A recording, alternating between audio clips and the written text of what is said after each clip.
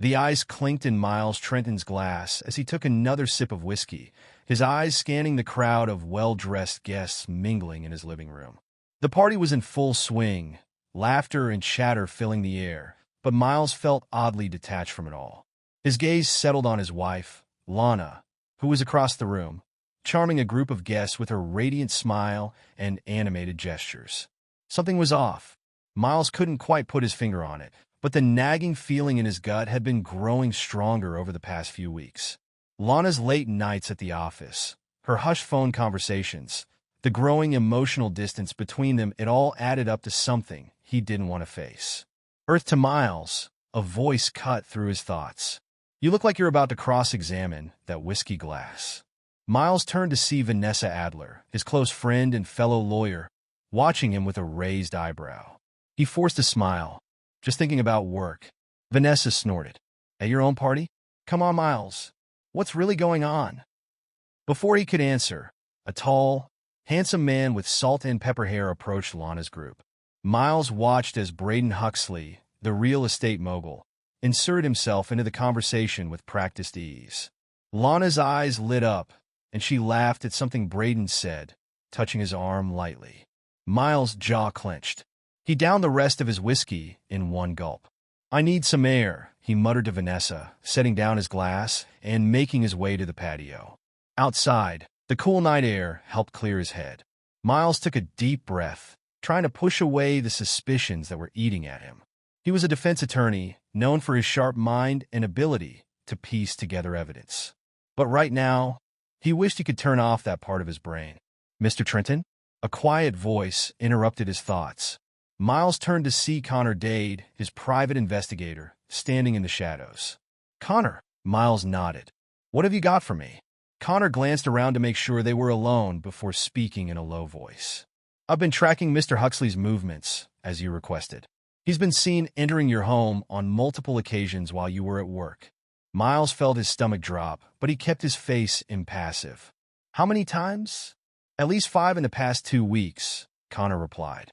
"Always during your normal office hours." Miles nodded, his mind already racing. "Keep digging. I want to know everything: where they go, what they do, who they talk to. Leave no stone unturned." Connor nodded and melted back into the shadows, leaving Miles alone with his thoughts.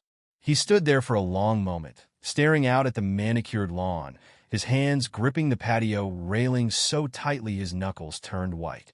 When he finally turned to go back inside, his face was a mask of calm. But inside, a storm was brewing. The party continued, but now Miles watched the room with new eyes. He noticed the subtle glances between Lana and Braden, the way they seemed to gravitate towards each other even when speaking to other people. Each observation was another nail in the coffin of his marriage. As the night wore on, Miles found himself at a table with several colleagues, including Vanessa. He was in the middle of a discussion about a recent high-profile case when Braden approached, a smug grin on his face. "Quite the party, Trenton," Braden said, his voice dripping with false camaraderie. "Your wife certainly knows how to entertain." Miles felt the tension in the air thicken. He looked up at Braden, his face betraying nothing of the rage building inside him. "She does indeed," he replied coolly. Braden leaned in, his voice low but clear enough for those at the table to hear. "Your wife will spend a night with me." The table fell silent. All eyes turned to Miles, waiting for his reaction. He could feel Vanessa tense beside him, ready to intervene if necessary. Miles met Braden's gaze, his voice ice-cold and deadly serious.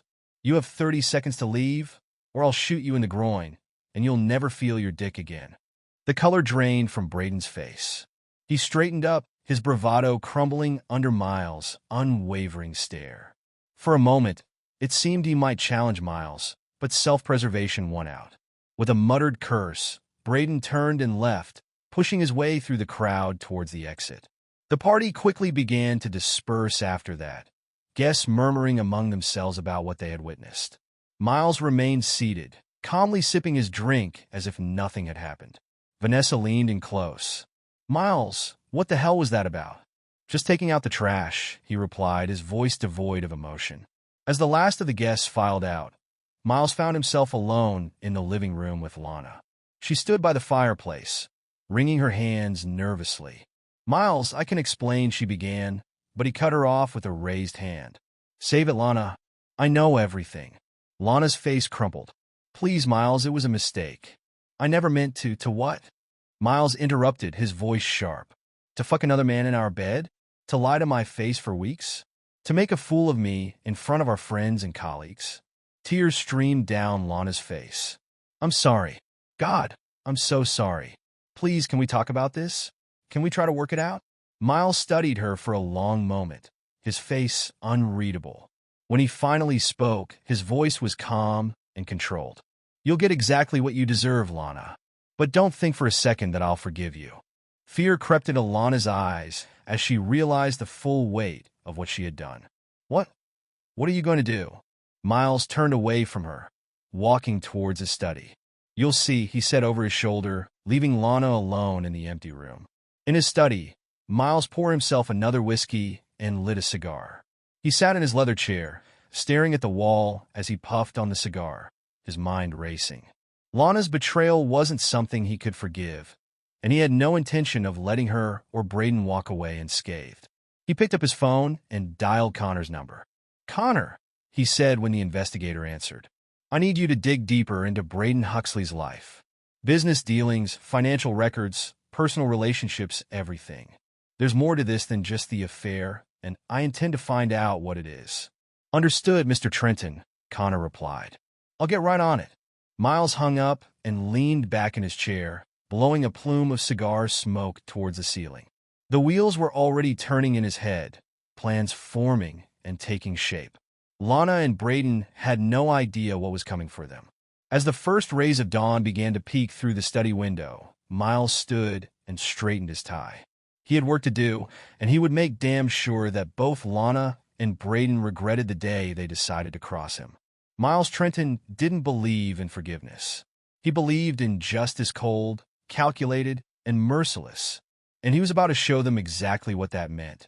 The morning sun filtered through the blinds of Miles Trenton's downtown office, casting long shadows across his desk. He sat back in his chair, fingers steepled, as he listened to the man across from him. "Braden Huxley is a snake," Zane Caldwell spat, his face twisted with disgust. "He's been undercutting my deals for years, but I've never been able to prove he's doing anything illegal." Miles leaned forward, his eyes sharp. "And now?" Zane grinned, sliding a thick folder across the desk. "Now I got something. My inside source has been feeding me information for months. Cooked books, bribed officials, the works." Miles flipped through the documents, his mind already racing with possibilities. He looked up at Zane. "Who's your source?" "Tessa Monroe," Zane replied. "Rising star in Braden's company. She's been itching to take him down from the inside." Miles nodded, a plan already forming. "I'll need to speak with her directly. Set up a meeting, somewhere discreet."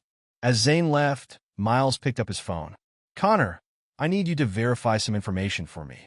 And keep digging into Braden's personal life. I want to know every skeleton in his closet." The next day, Miles met Tessa Monroe in a quiet cafe on the outskirts of the city. She was younger than he expected, with sharp eyes and a no-nonsense demeanor. "Mr. Trenton," she said, shaking his hand firmly, "I hope you understand the risk I'm taking by meeting you." Miles nodded, his voice low. "I do, Ms. Monroe, and I assure you, it won't be in vain. Tell me everything you know about Braden's operations." For the next hour, Tessa laid out a complex web of fraud and embezzlement.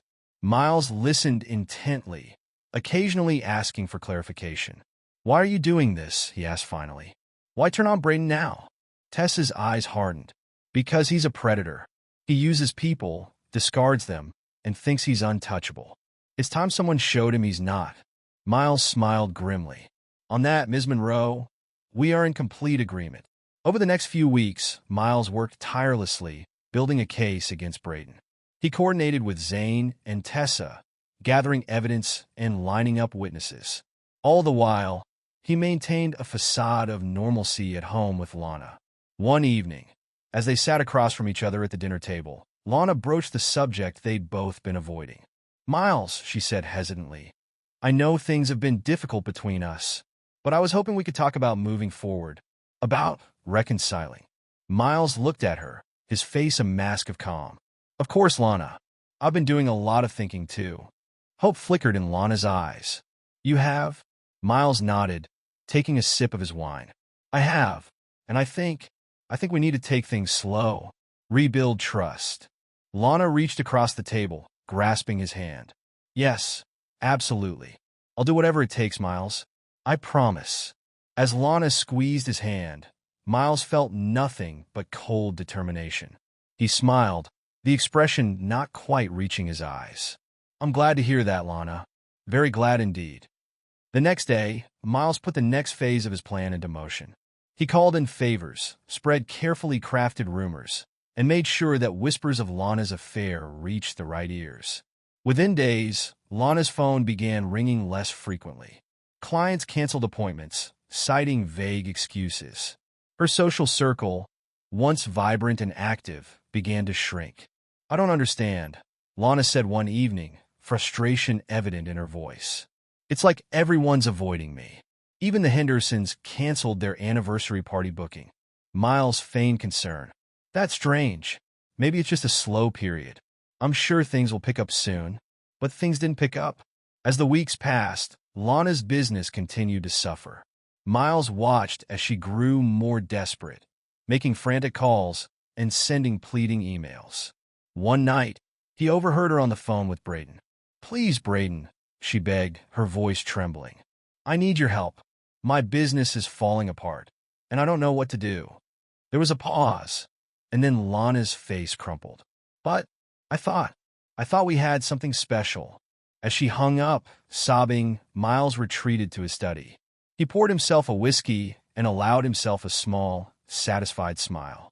The pieces were falling into place. The next morning, Miles received a call from Connor. Mr. Trenton, Connor said, excitement evident in his voice. I've got something big. Braden's been embezzling funds from his own company. Millions of dollars, siphoned off into offshore accounts. Miles' grip tightened on the phone. Excellent work, Connor. Send me everything you've got. It's time to move. With the final piece of evidence in hand, Miles set his plan in motion. He filed a lawsuit against Braden Huxley on behalf of several former clients, alleging fraud and embezzlement. The day of the trial arrived, and the courtroom was packed. Miles stood before the judge, his voice clear and confident as he laid out the case against Braden. Your Honor, he said, the evidence will show that Mr. Huxley has engaged in a systematic pattern of fraud, deceiving not only his clients, but his own employees and business partners. As witness after witness took the stand, Braden's face grew increasingly pale. Tessa Monroe's testimony was particularly damning, providing insider details of Braden's illegal activities. During cross-examination, Miles went for the kill. Mr. Huxley, he said, his voice deceptively calm, can you explain the discrepancies in your company's financial records? Specifically, the millions of dollars that seem to have vanished into thin air. Braden stuttered, sweat beading on his forehead. I don't know what you're talking about. This is all a misunderstanding. Miles approached the witness stand, holding up a stack of documents. A misunderstanding? These bank records show transfers to offshore accounts in your name. Are you saying these are forgeries, Mr. Huxley? The courtroom fell silent as Braden's lawyer frantically whispered in his ear. Finally, Braden slumped in defeat. No, he mumbled. They're not forgeries. As the judge ordered Braden's assets frozen, pending further investigation, Miles caught Zane's eye in the gallery. The businessman gave him a subtle nod of approval. Outside the courthouse, reporters swarmed around Miles. Mr. Trenton, one called out, how does it feel to bring down one of the city's most prominent businessmen? Miles faced the cameras, his expression serious. This isn't about bringing anyone down. It's about justice. No one is above the law, no matter how wealthy or well-connected they may be. As the reporters clamored for more, Miles spotted Lana standing at the edge of the crowd, her face a mask of shock and fear. He walked past her without a word, leaving her to face the consequences of her actions alone. That evening, Miles sat in his study, savoring a glass of scotch. His phone buzzed with a text from Connor. Braden tried to flee. Arrested at the airport. Miles allowed himself a small smile of satisfaction. Phase 1 was complete. Braden Huxley was finished. But he wasn't done yet. Not by a long shot. The next morning, Lana found divorce papers waiting for her on the kitchen table. Miles watched impassively as she read through them, her hands shaking. "Miles," she pleaded, tears streaming down her face. "Please don't do this. We can work this out. I'll do anything." Miles met her gaze, his eyes cold. "It's too late for that, Lana. You made your choice. Now you have to live with it."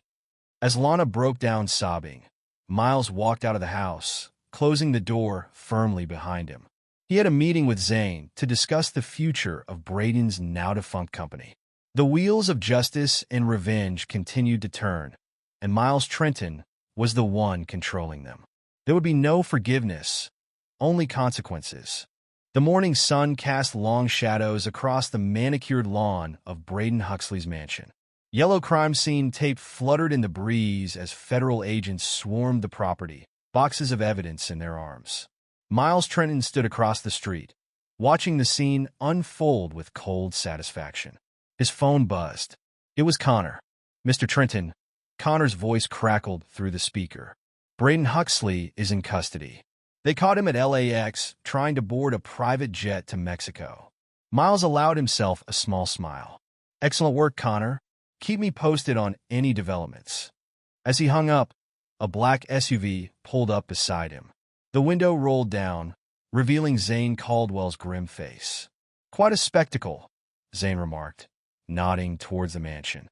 Miles turned to face him. "Indeed. I trust everything is proceeding as planned on your end." Zane's lips curled into a predatory grin. "Oh yes, my team is already moving in to acquire what's left of Huxley's empire. By this time next week, it'll all be mine." "And Tessa Monroe?" Miles asked, raising an eyebrow. "Getting a well-deserved promotion," Zane replied. "She'll be heading up our new acquisitions department. A reward for her loyalty." Miles nodded approvingly. "Good. She took a significant risk. It's only fair she reaps the benefits." As Zane's car pulled away, Miles took one last look at the crumbling remains of Braden Huxley's life. Phase 2 was complete. Now it was time for the final act. Across town in a small, dingy apartment, Lana Trenton sat on a threadbare couch, staring blankly at the TV. The news was filled with reports of Braden's arrest and the collapse of his business empire. A knock at the door startled her. She opened it to find a courier holding an envelope. "Lana Trenton?" the courier asked. She nodded, taking the envelope with trembling hands. As soon as the door closed, she tore it open. Inside were divorce papers, every line already filled out in Miles' precise handwriting. All that was missing was her signature. Lana sank to the floor, tears streaming down her face. She reached for her phone, dialing Miles' number with shaking fingers. Miles answered on the third ring. "Yes. Miles, please," Lana sobbed. "Can we talk? Face to face? I know I made a terrible mistake, but I love you. We can work this out, can't we?" There was a long pause on the other end of the line. Finally, Miles spoke, his voice devoid of emotion. "All right. Meet me at Griffith Observatory in an hour."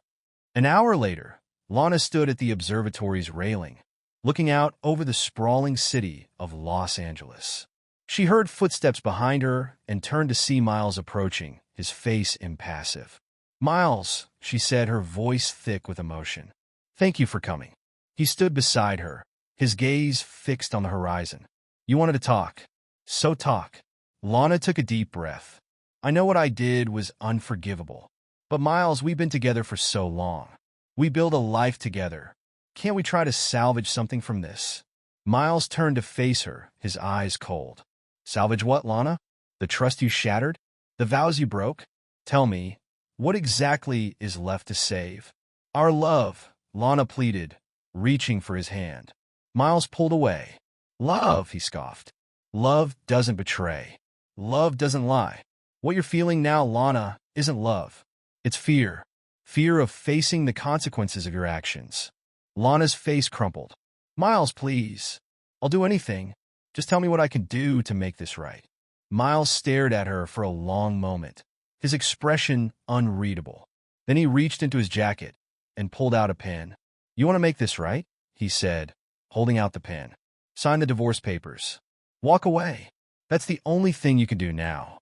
Lana stared at the pen, then back at Miles' face, searching for any sign of the man she once knew. Finding none, she slowly took the pen from his hand. Is this really what you want? She asked, her voice barely a whisper. Miles' reply was swift and final. It's what you chose, Lana. The moment you decided to betray everything we built together. With a shaking hand, Lana signed the papers. As she handed them back to Miles, a part of her still hoped for a last-minute reprieve, a sign that all was not lost. But Miles simply tucked the papers back into his jacket. Goodbye, Lana, he said, turning to walk away. Miles, Lana called out, desperation in her voice. Will you ever forgive me? Miles paused, looking back over his shoulder. Some things, Lana, are unforgivable. This is one of them. And with that, he walked away, leaving Lana alone with the consequences of her actions. The next morning, Miles sat in his new office, now a partner in Zane Caldwell's expanding business empire. He looked out over the city, a city that had seen the rise and fall of Braden Huxley, the unraveling of his own marriage, and the execution of a plan months in the making. A knock at the door interrupted his thoughts. It was Vanessa. Hey, she said, leaning against the doorframe. How are you holding up? Miles gestured for her to come in. I'm fine, Vanessa. Why wouldn't I be? Vanessa sat across from him, concern etched on her face. Miles, you just took down one of the city's most powerful men and divorced your wife of 15 years. It's okay to not be fine. Miles leaned back in his chair, his face a mask of calm. What's done is done. Braden and Lana made their choices. I simply ensured they faced the consequences. And you? Vanessa pressed. What consequences are you facing, Miles? For a moment, a flicker of emotion crossed Miles' face. But it was gone as quickly as it appeared. I faced my consequences the moment I discovered their betrayal, he said quietly. Everything since then has been about justice. Vanessa nodded slowly. Just don't lose yourself in this, Miles. Revenge has a way of hollowing a person out. Miles smiled, but it didn't reach his eyes. I appreciate your concern, Vanessa, but I know exactly who I am and what I'm doing. As Vanessa left, Miles turned back to the window. The sun was setting over Los Angeles, painting the sky in shades of orange and red. It was a new era, both for the city and for Miles Trenton. His phone buzzed. A text from an unknown number. Mr. Trenton, I have information you might find interesting regarding a certain judge who's been taking bribes. Interested? Miles stared at the message, a slow smile spreading across his face. He typed out a reply. Always.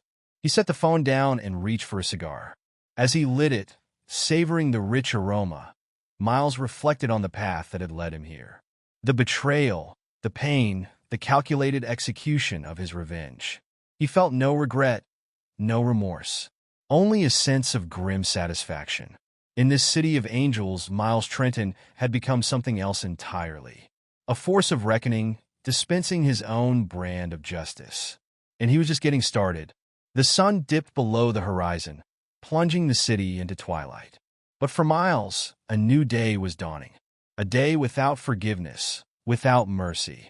A day where every action had its consequence. And he would be the one to ensure they were paid in full. He picked up his phone again, dialing Connor's number. Connor? I've got a new job for you.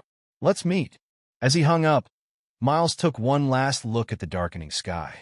In this game of power and retribution, he had emerged victorious. And he intended to stay that way, no matter the cost.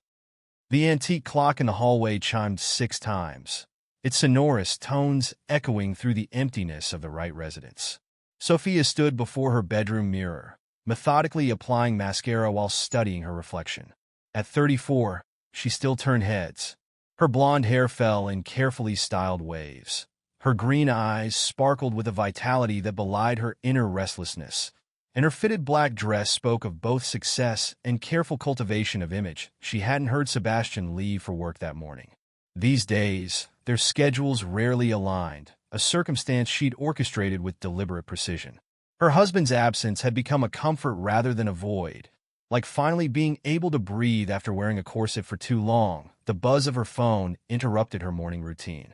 Lucas's name appeared on the screen, sending a familiar thrill through her body. Their digital exchanges had become a dance of desire and secrecy, each message a step closer to their next encounter. "Missing you," his text read. "Dinner tonight?"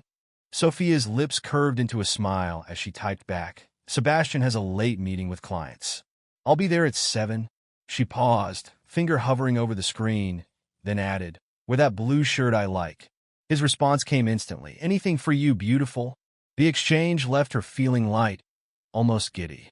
Lucas had that effect on her, making her feel young, desirable, alive in ways that her marriage hadn't in years.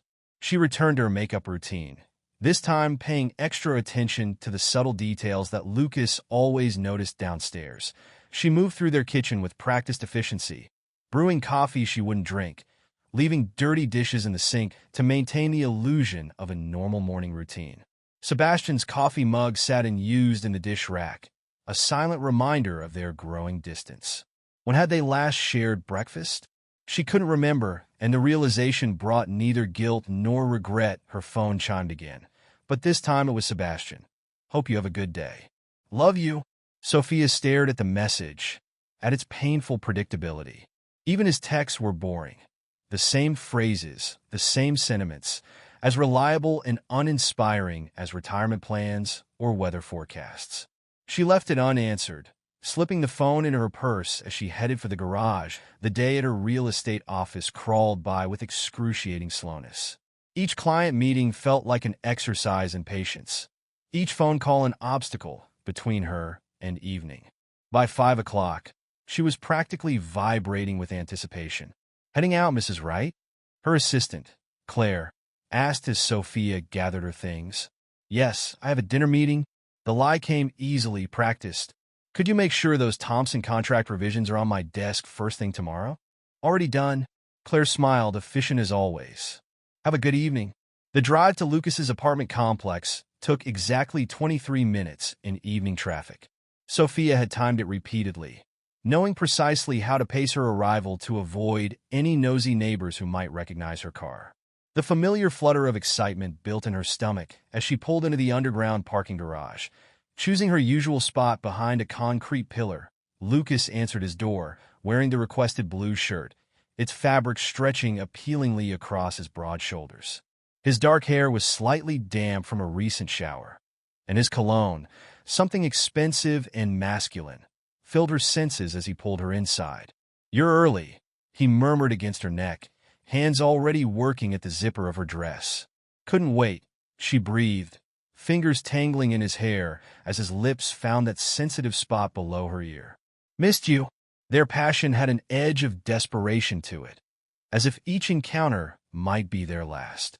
Clothes marked a trail from his entryway to the bedroom, breadcrumbs of their desire scattered across his polished hardwood floors. Lucas's touch was demanding, possessive, everything Sebastian's wasn't. Where her husband's careful lovemaking had become a tepid routine, Lucas set her skin on fire with each caress later. Wrapped in his Egyptian cotton sheets, Sophia traced patterns on Lucas's chest while he played with her hair. These quiet moments after their passion had begun to mean as much to her as the physical intimacy. "You should leave him," Lucas said suddenly, his voice rumbling beneath her ear. Sophia's hand stilled. "Lucas, I'm serious." He shifted to look at her, his hazel eyes intense. "This sneaking around, these stolen moments, don't you want more? Don't you deserve more?" "It's not that simple." She sat up, drawing the sheet around herself like armor. "There's the house, our investments, 15 years of shared life, all of which can be divided by lawyers." Lucas followed her up, his frustration evident in the set of his jaw. "You don't love him, Sophie. You haven't for years, if you ever did. You don't know that, don't I?" His laugh held no humor. "You're here in my bed, wearing lingerie you bought for me to take off. Everything about your marriage is a facade, and we both know it." Before she could respond, her phone chirped. Sebastian's name on the screen sent an unexpected chill down her spine. "Coming home early. Thought we could have dinner together. Your choice of restaurant?" "Fuck," Sophia muttered, already sliding out of bed. He's coming home early. Lucas watched her with a mixture of amusement and irritation as she gathered her scattered clothes. The dutiful wife returns to her cage. Don't start. She shot him a warning look while shimming into her dress. Not everyone can live as freely as you do. That's because not everyone is brave enough to claim what they want. He stood, unashamedly naked, and helped with her zipper. One day, Sophie, you'll have to choose between the life you pretend to want and the one you actually do. His words followed her down the elevator and into her car, echoing uncomfortably in her mind. The drive home was a blur of streetlights and racing thoughts.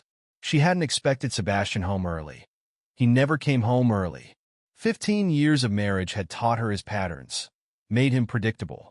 This deviation sent warning signals through her mind. Relief flooded through her when she pulled into their driveway and found it empty. Another text from Sebastian waited on her phone, stuck in traffic. Home in 30. The house was dark and quiet when she entered, exactly as she'd left it that morning.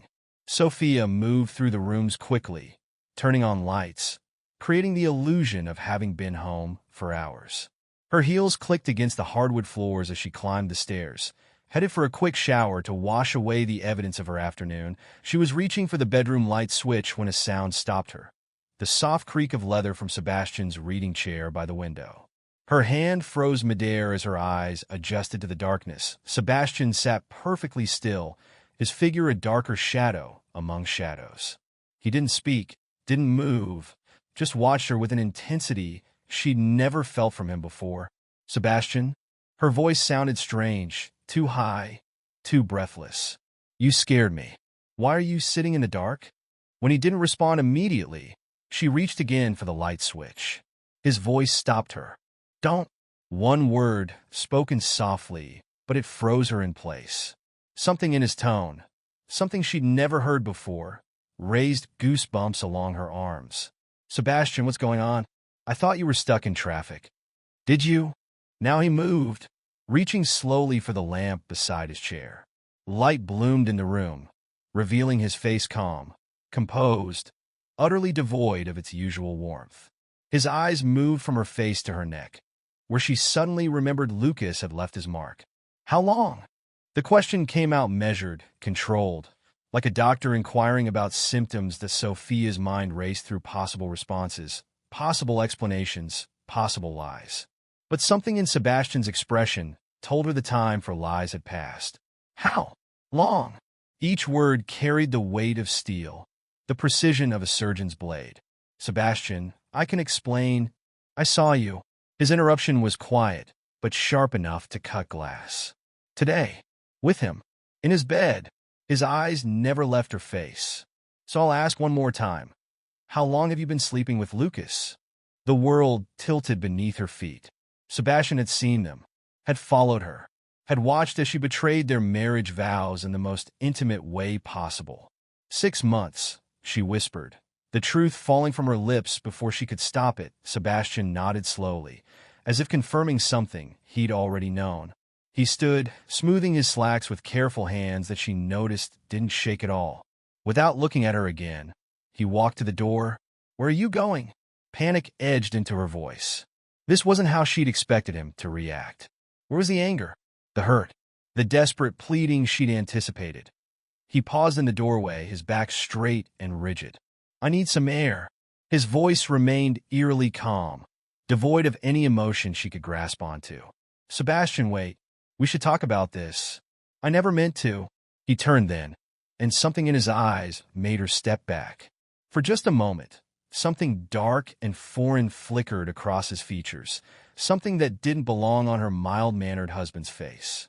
Then it was gone, replaced by that unsettling calm. There's nothing to talk about, Sophie. He used her nickname like a weapon, precise and cutting. You've made your choice. Now we both have to live with it. The front door opened and closed with a decisive click, leaving Sophia alone with the echoes of his words. She sank onto their bed, her legs unable to hold her any longer. This wasn't how it was supposed to go. Sebastian was supposed to fight, to cry, to beg her to stay. His quiet acceptance felt wrong, dangerous. Somehow, the days that followed settled into an unsettling routine. Sebastian moved into the guest room without discussion, his clothes and personal items disappearing from their shared spaces like he was slowly erasing himself from her life. They existed in the same house, but in different orbits. Careful never to intersect, when they did occasionally cross paths, Sebastian maintained that same eerie calm. He spoke only when necessary, his words polite but empty of warmth. He came and went like a ghost, his presence in their home barely registering except for the subtle signs of his passage. A coffee cup in the sink, the sound of the shower running at odd hours, the whisper of footsteps in the hallway late at night. Sophia told herself this was better than fighting. Told herself his passive acceptance proved what she'd always known, that he was too weak to stand up for himself, too spineless to demand what he deserved.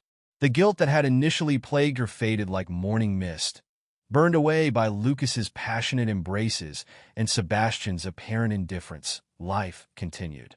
She worked, met Lucas whenever possible, and ignored the growing distance between her and Sebastian.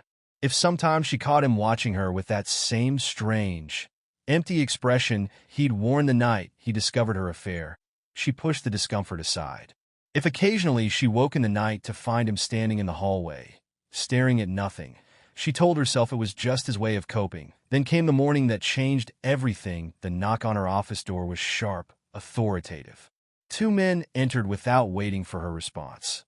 One tall and broad-shouldered with graying temples, the other younger with watchful eyes that missed nothing.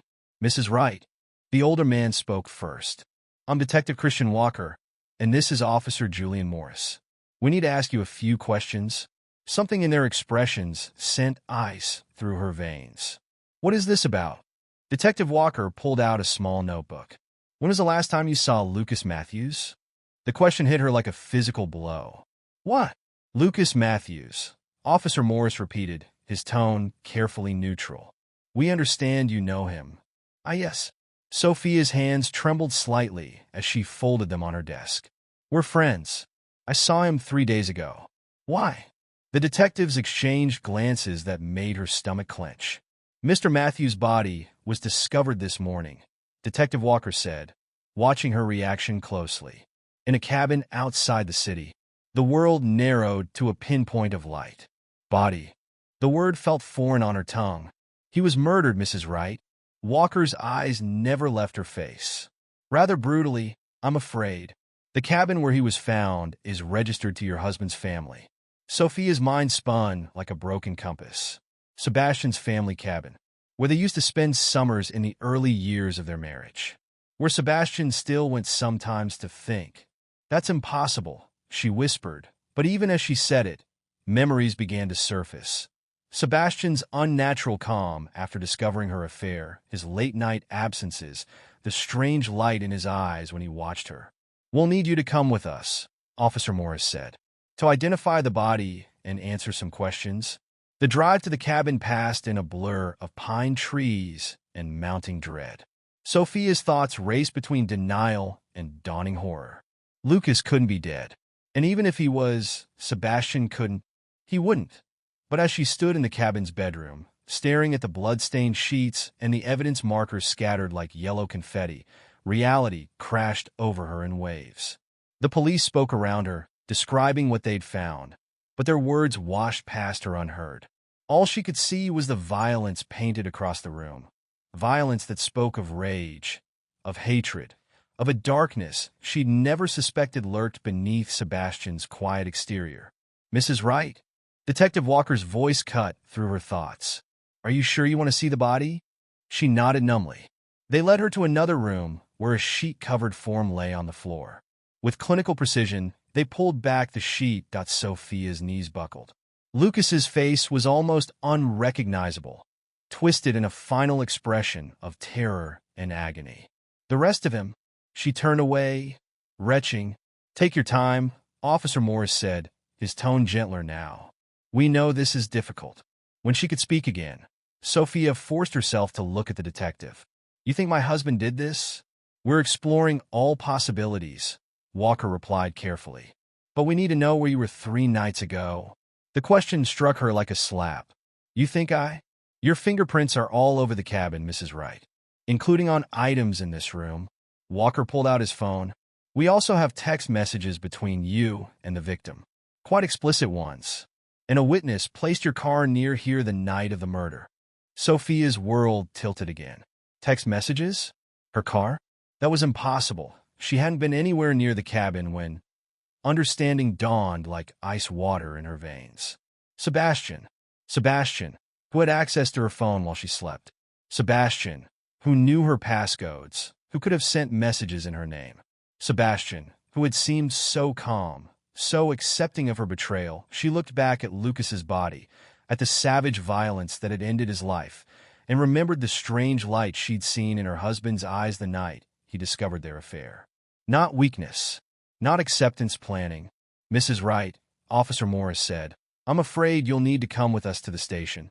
As they led her to the police car, Sophia caught a glimpse of Sebastian standing in the driveway. He was talking to another officer, his expression concerned, helpful, perfectly normal.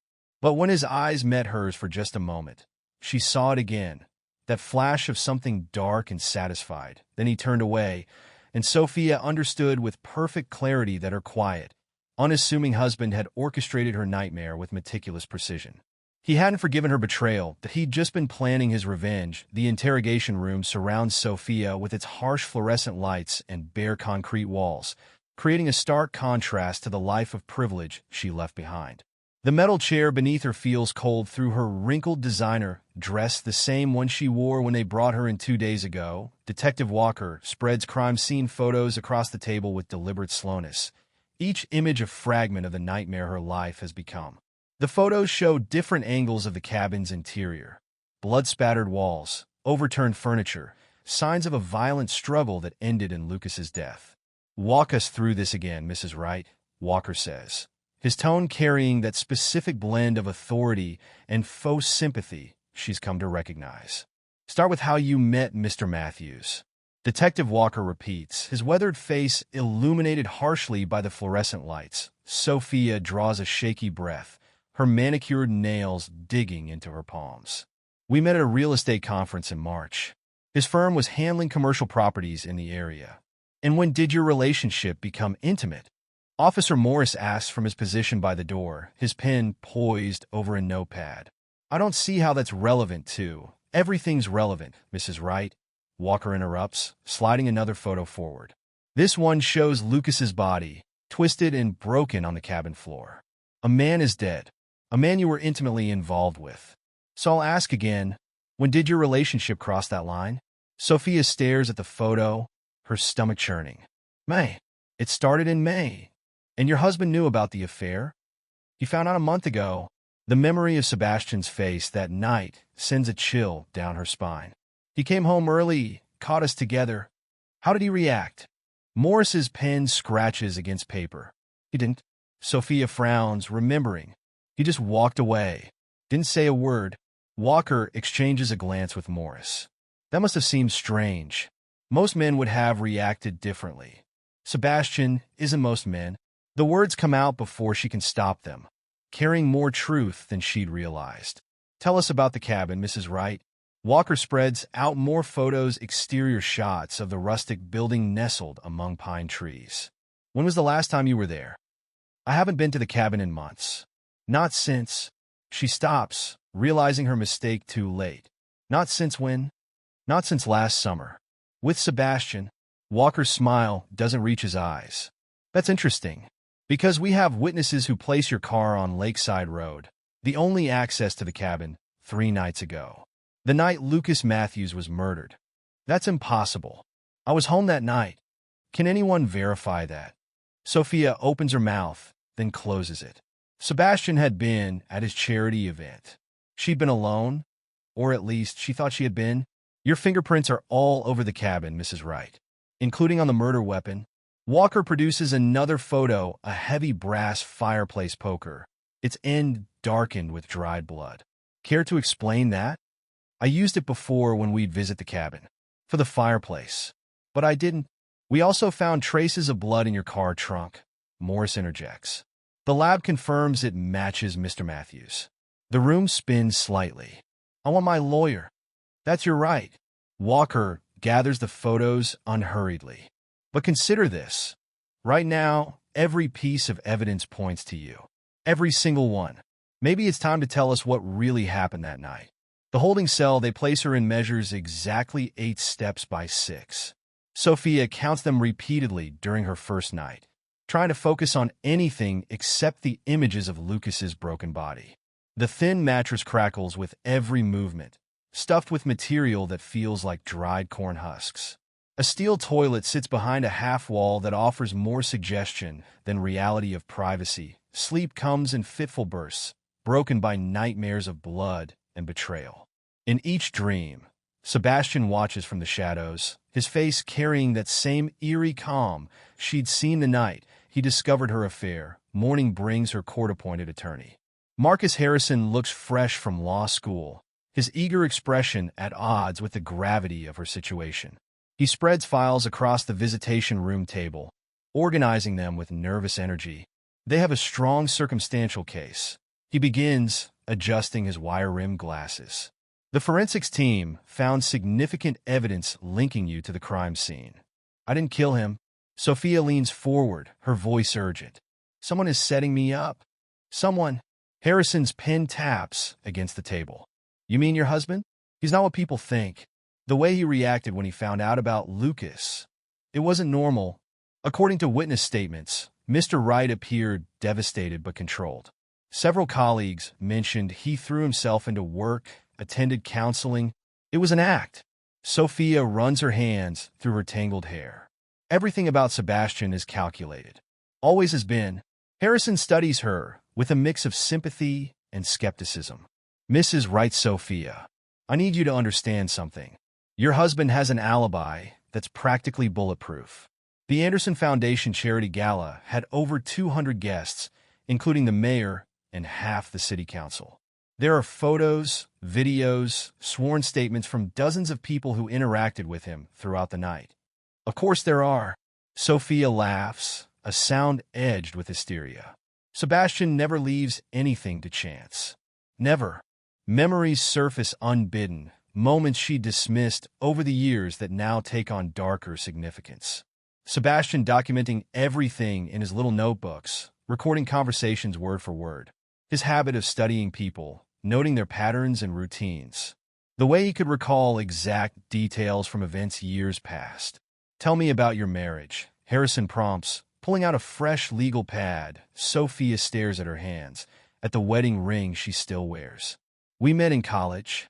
He was different, quiet but intense. He noticed everything, remembered everything. I used to joke that he had a computer for a brain. And when did things change? They didn't, not really. I changed. She swallows hard. I got bored. Sebastian was so predictable.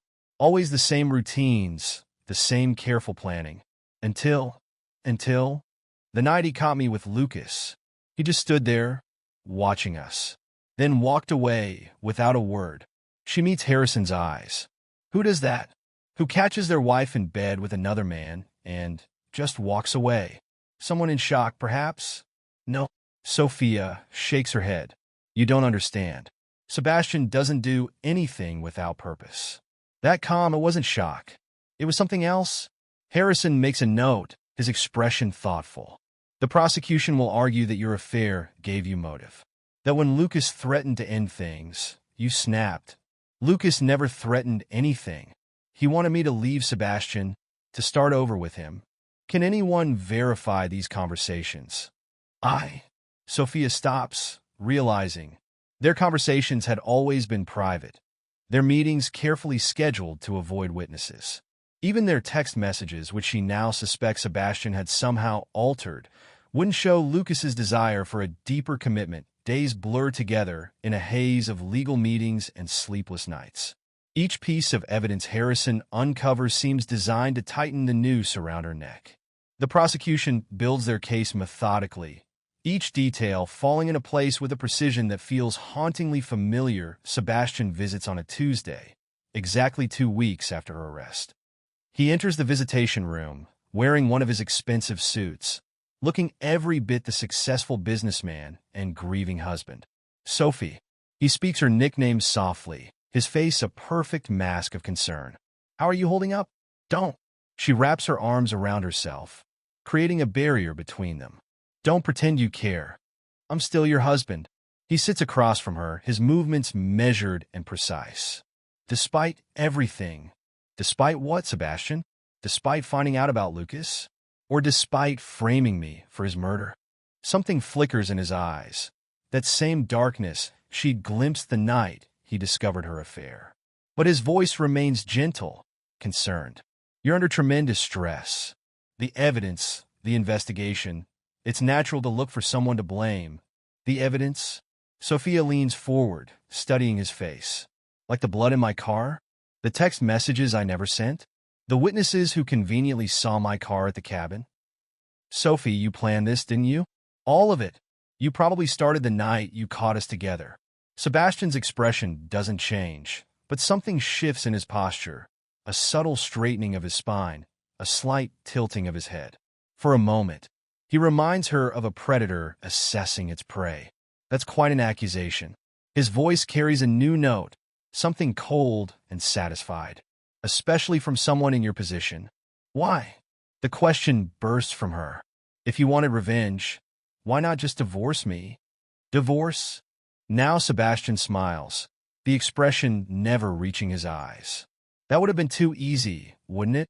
You'd have walked away with half of everything we built together, free to continue your life with your lover. A guard appears at the door. Time's up. Sebastian stands, smoothing his jacket with familiar precision. Try to stay positive, Sophie. These things have a way of working themselves out. The preliminary hearing arrives with brutal swiftness. Sophia sits beside Harrison in the courtroom, wearing clothes Sebastian sent from home, another subtle reminder of his control. The prosecution presents their evidence methodically, building their case piece by careful piece. The state will prove, the prosecutor announces, that Mrs. Wright engaged in a months-long affair with the victim, Lucas Matthews. That when Mr. Matthews threatened to end the relationship, she lured him to her husband's family cabin and murdered him in a crime of passion. Sebastian testifies as a character witness, his performance flawless. He describes their marriage, his discovery of her affair, his attempts to reconcile. His voice breaks at just the right moments, his pain seemingly genuine. I blamed myself, he tells the court, eyes downcast.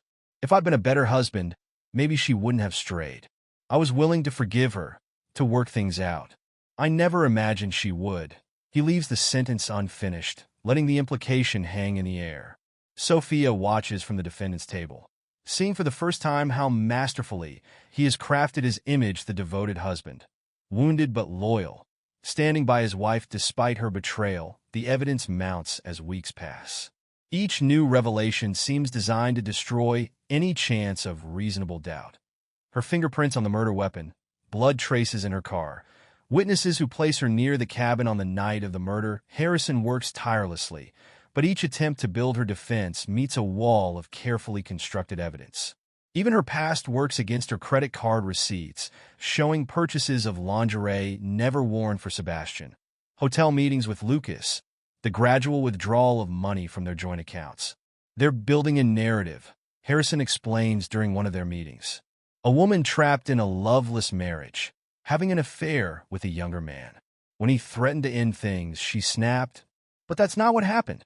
The evidence suggests otherwise. Your fingerprints, your car, your phone records. Sebastian set this up. He's patient, methodical. He would have planned every detail. Harrison sighs, rubbing his temples. Your husband was at a charity event with hundreds of witnesses. He has photos, videos, timestamped social media posts. There's no way he could have. That's exactly what he wanted everyone to think. Sophia's laugh holds an edge of desperation. Don't you see? The perfect alibi, the overwhelming evidence against me.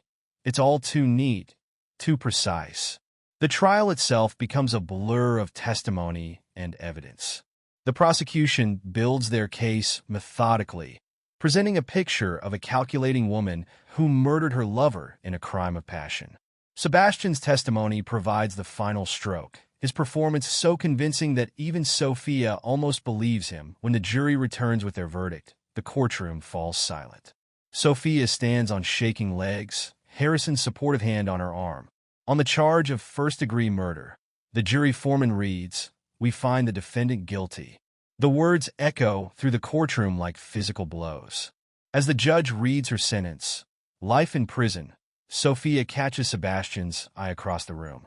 For just a moment, his mask slips, and she sees the truth behind his calm exterior. Not weakness, not acceptance, triumph. She understands now, too late, how completely he had orchestrated her destruction. Every piece of evidence, every witness statement, every subtle detail had been carefully arranged to ensure her conviction. The quiet man she dismissed as weak and uninteresting had planned and executed the perfect revenge. Yes, they lead her away. Sophia realizes that Sebastian's true nature had been there all along, hidden behind his mild-mannered facade. She had mistaken his patience for passivity, his attention to detail for obsession, his careful planning for weakness. How wrong she had been. The harsh fluorescent lights of the women's correctional facility cast sickly shadows across the concrete walls. Sophia lay on her narrow bunk, counting the spiderweb of cracks in the ceiling, a habit she developed in the 3 weeks since her sentencing. The orange jumpsuit felt like sandpaper against her skin, a constant reminder of her new reality outside her cell. The daily rhythm of prison life played out in metallic clangs and echoing footsteps. A guard's keys jingled, followed by the heavy thud of cell doors opening and closing. Somewhere down the block, a woman sobbed quietly. "Right!" The guard's sharp voice startled her from her thoughts. Officer Martinez stood at her cell door, her expression unreadable. "You've got a visitor?" Sophia frowned. Her court-appointed attorney, Harrison, wasn't due until next week, and her family had stopped visiting after the conviction. Their absence spoke volumes about Sebastian's influence, how carefully he'd shaped public opinion against her. "Who is it?" Martinez shrugged. "Your husband." The word hit like a physical blow. Sophia's hands began to tremble as she stood, smoothing the coarse fabric of her jumpsuit in a futile attempt at dignity. The walk to the visitation room felt like a march to execution. Each step echoed off the institutional walls, mixing with the pounding of her heart. Other inmates watched her pass, their eyes holding a mixture of curiosity and judgment. "The notorious husband killer," they whispered. "The cheating wife who murdered her lover." But if they only knew the truth. Sebastian waited in the visitation room, a study in calculated perfection. His charcoal suit looked freshly pressed, his posture relaxed yet commanding as he sat at the metal table. The fluorescent lights caught the silver threading through his dark hair, a distinguished touch that Sophia had once found attractive. "You look terrible," he said by way of greeting, his eyes taking in her prison-issued attire. "Orange really isn't your color." Sophia sank into the chair across from him, conscious of the security cameras tracking their every move. "What do you want, Sebastian?" Direct as always. He placed a manila envelope on the table between them. "I brought you something. Consider it an early Christmas present." The envelope felt heavy in her hands. Inside, she found divorce papers, the legal language stark and unforgiving. Her fingers traced over Sebastian's signature, already in place at the bottom. "Irreconcilable differences," she read aloud, her voice bitter. "Is that what we're calling premeditated murder these days?" Sebastian's lips curved into a smile that never reached his eyes. "Now, Sophie, we both know how dangerous false accusations can be. Just look where they've landed you. Why now?" She gestured at the papers. "Why not wait until my appeals?" "Appeals?" He laughed softly. "Do you really think you'll win an appeal? The evidence against you is overwhelming. Every judge who reviews your case will find the same thing: proof of your guilt written in fingerprints, DNA, and witness statements. Evidence you planted, allegedly." Sebastian leaned forward, his voice dropping to an intimate whisper. "But that's the beauty of it, isn't it? No one would ever believe that quiet, methodical Sebastian Wright could orchestrate something like this. The grieving husband, standing by his unfaithful wife even after she murdered her lover? It's the perfect cover story." "You're enjoying this," Sophia realized, studying his face. "You've been enjoying it since the beginning." "Of course I have." His expression hardened. "Do you know what it was like watching you throw away 15 years of marriage? Seeing you sneak around with Lucas, thinking I was too stupid to notice? So you killed him. I executed him." Sebastian's correction came sharp and precise. There's a difference, and I made sure he understood why before the end. Sophia's stomach churned. What do you mean? I wanted him to know that his death would destroy you. That everything, the evidence, the witnesses, the perfectly crafted trail leading to your conviction was designed to make you suffer. His eyes glittered with a cold satisfaction. He begged, promised to leave town, to never see you again. But it was never about him. Tell me, Sophia demanded, her voice raw. Tell me exactly what you did. You owe me that much. Sebastian studied her for a long moment, then nodded. Why not? It's not like anyone would believe you anyway. He settled back in his chair, as comfortable as if he were giving a business presentation. First, I needed to establish your connection to the cabin. That was easy. We'd spent so much time there over the years. Your fingerprints were already everywhere. The trick was making it look like you'd been there recently with Lucas, the witness who saw my car. Paid off, of course. Though technically, they did see your car that night. I just happened to be the one driving it. His smile widened slightly. Amazing what you can do with a good wig and some careful timing. The text messages? Child's play. You never did change your passwords, Sophie. Even after I caught you with him. I spent weeks crafting those messages, building a digital trail of your supposed plans to meet at the cabin. The police's tech team verified they came from your phone, your normal locations. Perfect digital breadcrumbs. Sophia's hands clenched into fists. And the charity gala? Your alibi? My masterpiece. Pride crept into Sebastian's voice. 200 witnesses, including the mayor and half the city council. Photos, videos, social media posts, all carefully orchestrated to prove I couldn't possibly have been at the cabin.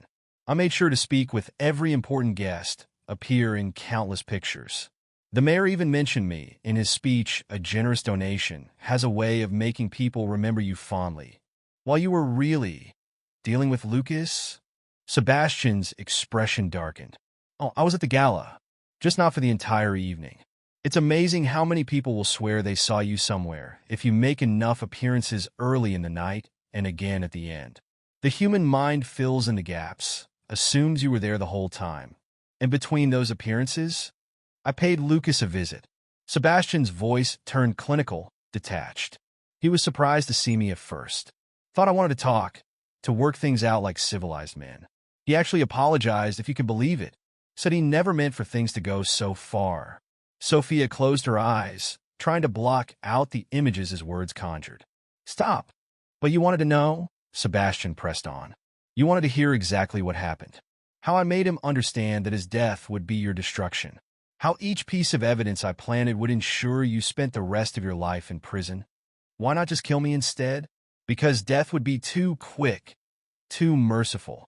His voice carried genuine emotion for the first time. I wanted you to live, Sophie. To wake up every morning in this cell, knowing that your choices led you here. To watch as the world forgets you, as your youth fades, as everything you valued slips away. A guard approached their table. 5 minutes. Sebastian nodded, then turned back to Sophia. Sign the papers. Let's make this official. And if I refuse, then I'll wait. His smile returned, cold and satisfied. I have all the time in the world, after all. You're not going anywhere. Someone will figure it out, Sophia said, hating the desperation in her voice. Eventually, someone will see through your act. My act? Sebastian stood, straightening his tie. You mean my role as the devoted husband? Standing by you despite your infidelity? Supporting you through the trials? He shook his head. I played that part perfectly. Everyone sees exactly what I want them to see. The wounded spouse. Try to do the right thing. The perfect performance, Sophia spat. Is that what matters to you? Fooling everyone? What matters is justice. Sebastian's voice hardened. You made me watch as you destroyed our marriage, as you flaunted your affair, as you treated 15 years together like they meant nothing. Now I get to watch you lose everything. Your freedom, your dignity, your future. He gathered his briefcase, then paused. You know what the best part is? The truth is right there in plain sight. The quiet husband's revenge, orchestrated down to the smallest detail. But nobody will ever believe it, because nobody ever really saw me. They saw what I wanted them to see, just like you did. You won't get away with this forever. I already have. Sebastian's expression softened into something almost pitying. You made me feel like I was nothing, Sophie. Now you get to be nothing. Just another inmate, another casualty of her own bad choices. That's what everyone will remember. Not the woman you were, but the murderer you're believed to be. He turned to leave, then looked back one final time. Enjoy your new life, Sophie. I hear the next few decades can feel very long in here. The guard led Sophia back to her cell. She sat on her bunk, the divorce papers clutched in her trembling hands. Through the small window, she could see a patch of sky, the same sky she'd once taken for granted. Back when freedom was as natural as breathing, evening fell, bringing with it the hollow sounds of prison life winding down. In her mind, she could see Sebastian driving home to their house, sleeping in their bed, living the life she'd thrown away. While she remained here, trapped not just by physical bars but by the web of evidence he'd so carefully woven, she thought about the quiet man she'd married, the one she'd dismissed as boring and weak. How wrong she'd been. Behind that mild-mannered facade had lurked something dark and patient, something capable of planning and executing the perfect crime. The reality of her situation crashed over her in waves. Sebastian had orchestrated the perfect revenge, not just taking Lucas from her, but destroying her entire life. Every piece of evidence, every witness statement, every subtle detail had been carefully arranged to ensure she'd never see freedom again. Night deepened, bringing no peace. Somewhere down the cell block, a woman began singing softly an old blues song about loss and redemption. Sophia lay on her narrow bed, the divorce papers and sign beside her. Letting the mournful melody wash over her, she closed her eyes, remembering the man she'd married or thought she'd married. The quiet, methodical Sebastian, who documented everything, who noticed every detail, who planned each move with chess-like precision. She'd mistaken his careful nature for weakness, his attention to detail for obsession. Now she understood. Those very qualities had allowed him to craft the perfect revenge, a punishment far more cruel than death. He'd taken everything from her, her freedom, her reputation, her future. And he'd done it so completely, so precisely, that she would never be able to prove the truth outside the prison walls. Sebastian moved on with his life, appearing to the world as a victim who had finally freed himself from a toxic marriage. The true depths of his darkness remained hidden, leaving only Sophia to grapple with the knowledge of what really happened. A truth that would die with her behind these walls, that in the darkness of her cell. Sophia finally understood the full scope of Sebastian's revenge. He hadn't just wanted her to suffer. He'd wanted her to live with that suffering, to wake each morning knowing she would spend the rest of her life paying for her betrayal. The quiet man she'd underestimated had orchestrated her complete destruction. And now she would spend decades living with the consequences of her fatal mistake, not the affair itself, but believing that Sebastian's calm exterior meant he was weak. She hadn't recognized the patient, calculating predator beneath his mild-mannered facade until it was far too late. The sound of the evening guard check echoed through the cell block. Sophia looked at the divorce papers one last time, then slowly, deliberately, began to sign her name. Each letter felt like another nail in the coffin of her former life. Sebastian had won. Not just her imprisonment, but the complete destruction of everything she'd been. Her reputation, her freedom, her future all gone, orchestrated by the man she'd foolishly thought she knew. Outside, life continued. Sebastian would go home, sleep soundly, wake to his freedom, while she remained here, trapped in the cage he'd so carefully constructed, living the nightmare he designed especially for her. The perfect revenge, served cold and calculated, by a man everyone believed incapable of such darkness. In the end, that was Sebastian's true masterpiece, not just destroying her life, but doing it so completely that no one would ever believe the truth. Brandon Hargrove's fingers flew across the keyboard, lines of code appearing on his monitor in rapid succession. The soft glow of the screen illuminated his face in the dimly lit home office. At 39, he wore the focused expression of a man who had found his calling in life, both in his career as a software engineer and in his role as a husband and father. A light knock on the door broke his concentration. He swiveled in his chair to see his wife, Vanessa, leaning against the doorframe. At 35, she exuded an effortless grace, her business attire perfectly pressed despite the late hour. "Hey," she said, offering a tired smile. "Just wanted to let you know I'm heading to bed. Early flight tomorrow." Brandon nodded, his eyes lingering on her face. "Another conference?" "Yeah, big pitch in New York. Should be back by Friday." Vanessa's gaze drifted to the clutter of empty coffee mugs on his desk. "Don't work too late, okay?" "I won't," Brandon promised, even as his mind itched to return to the problem he'd been solving. "Good luck with the pitch." As Vanessa turned to leave, Brandon felt a familiar pang in his chest. These moments, brief exchanges in doorways, quick goodbye kisses had become the norm in their 12-year marriage. He couldn't pinpoint exactly when it had happened, but somewhere along the way, their lives had begun to orbit further and further apart. He turned back to his computer, fingers hovering over the keys. The house settled into silence around him, broken only by the soft hum of electronics and the distant tick of a clock. This was his element, the quiet, the focus, the satisfaction of a job well done. It was what had propelled him to success in Silicon Valley, allowing him to provide the life he'd always dreamed of for his family. And yet, Brandon's eyes drifted to the framed photo on his desk. It was from their vacation to Hawaii 5 years ago, Vanessa laughing as she built a sandcastle with their daughter, their son toddling towards the camera with chubby arms outstretched. Brandon's throat tightened. When was the last time they'd all laughed together like that? He shook his head, forcing himself to refocus on the code. This was just a busy period, he told himself. Once Vanessa's big project was over, things would settle down. They'd have more time for each other, for the kids. Everything would be fine. The next morning, Brandon woke to an empty bed and a hastily scrawled note on Vanessa's pillow. "Didn't want to wake you. See you Friday. Love, V." He sighed, running a hand through his sleep-mussed hair. Another week of solo parenting lay ahead.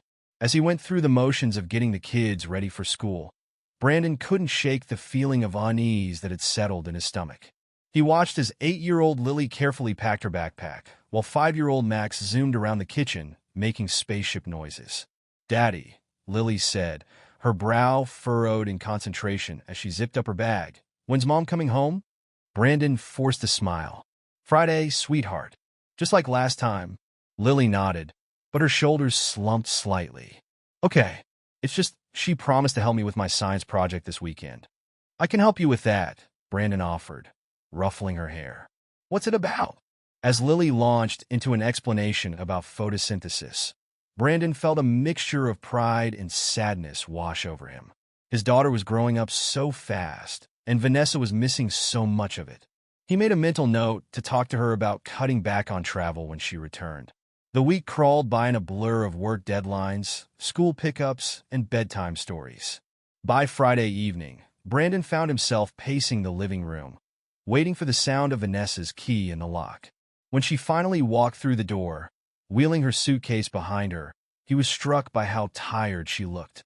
"Hey," he said, moving to take her bag. "How was the trip?" Vanessa gave him a wan smile. "Exhausting but successful. We landed the account." "That's great," Brandon replied, searching her face for something. A spark of excitement, perhaps, or a hint of the passion that had drawn him to her all those years ago. Instead, he found only fatigue and distraction. "I'm beat," Vanessa said, stifling a yawn. "Mind if I grab a quick shower before dinner?"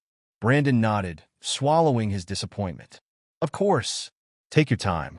As she disappeared upstairs, Brandon busied himself with reheating the lasagna he'd prepared. He set the table, poured 2 glasses of wine, and waited. And waited. Nearly an hour passed before Vanessa reappeared, her hair damp and tousled. She'd changed into sweatpants and one of Brandon's old t-shirts, an outfit that used to make his heart skip a beat. Now, it just emphasized how small and fragile she looked. "Sorry," she murmured, sliding into her chair. "I guess I dozed off for a bit." Brandon pushed down the flicker of irritation that rose in his chest. "It's fine. You must be exhausted." They ate in silence for a few minutes, the clink of forks against plates echoing in the quiet kitchen. Brandon cleared his throat. "So, tell me about the trip. How did the pitch go?" Vanessa launched into a detailed account of her presentation, her eyes lighting up as she described the client's reaction. Brandon listened, nodding in all the right places, but he couldn't shake the feeling that something was off. Her enthusiasm seemed forced, almost rehearsed. And then Travis swooped in with the numbers, and that sealed the deal, Vanessa was saying, a small smile playing at the corners of her mouth. Brandon's fork paused halfway to his mouth. Travis? Is he new on your team? Oh no, Vanessa replied, her cheeks flushing slightly. He's been our sales director for about a year now. I'm sure I've mentioned him before. Had she? Brandon racked his brain, but came up empty. He forced a smile. Right, of course. Well, it sounds like you two make a great team. Vanessa's eyes darted away, focusing on her plate. Yeah, we work well together. The conversation lulled again, an uncomfortable silence settling between them.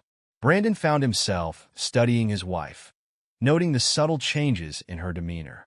The way she avoided his gaze, the slight tremor in her hand as she reached for her wine glass. It was as if a stranger had taken the place of the woman he'd known for over a decade. Vanessa, he said softly, reaching across the table to take her hand. Is everything okay? She startled at his touch, pulling her hand back as if burned. What? Yes, of course. I'm just tired, that's all. Brandon's chest tightened, a cold tendril of fear wrapping around his heart. You know you can talk to me about anything, right? If something's bothering you, or if work is getting to be too much. I said I'm fine, Brandon, Vanessa snapped, her voice sharper than he'd ever heard it. She took a deep breath, visibly composing herself. I'm sorry. It's just been a long week. I think I'm going to turn in early, if that's okay. Before Brandon could respond, she was up and moving towards the stairs. He watched her go, a sinking feeling in the pit of his stomach. Something was very wrong, and he was determined to find out what it was. The next morning, Brandon woke early, his mind churning with worry and suspicion. He padded downstairs, careful not to wake Vanessa or the kids. As he started a pot of coffee, his eyes fell on the laundry basket in the corner of the kitchen. Vanessa's suitcase sat next to it, still unpacked. Without really thinking about what he was doing, Brandon found himself rifling through the dirty clothes. He paused as his hand brushed against something silky, Vanessa's favorite blouse, the one she always wore for important meetings. As he lifted it from the basket, a faint odor caught his attention. It wasn't Vanessa's usual perfume, but something muskier, more masculine. Heart-pounding, Brandon examined the blouse more closely. There near the collar was a small stain, white, slightly crusty. His stomach lurched as the implications hit him like a physical blow. No, he thought, shaking his head in denial. There had to be another explanation. Vanessa would never. But even as he tried to rationalize it away, Brandon knew in his gut what he was looking at. The distance, the late nights, the mysterious Travis, it all suddenly, horribly made sense.